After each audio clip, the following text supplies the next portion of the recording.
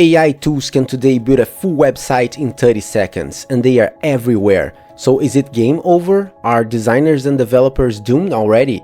If so, why are businesses still paying thousands of dollars for WordPress? Is WordPress actually dying, or is something else happening? Let's be real, every week we get a new AI website builder and it promises a premium website in seconds.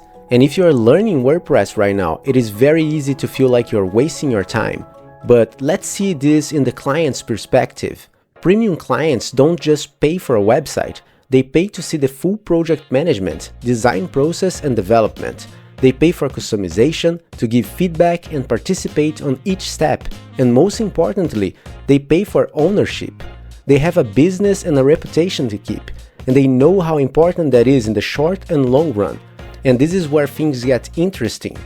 Since WordPress is a very reliable tool to create websites, AI isn't replacing WordPress. It is trying to find its way inside of WordPress so they can work together.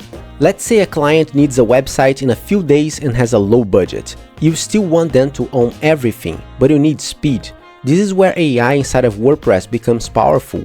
You will need Astra theme and starter templates. After installing both, we can use zip.wp directly inside of WordPress. You type the client's business details and the AI generates the entire website using WordPress blocks. It is far from a premium website, but is a good starting point done in minutes for a low-budget business website. So no, AI isn't replacing WordPress anytime soon. In fact, WordPress has all the leverage to take advantage of AI. It is more than 20 years old, powers more than 40% of the internet, and is a strong selling point for most business projects.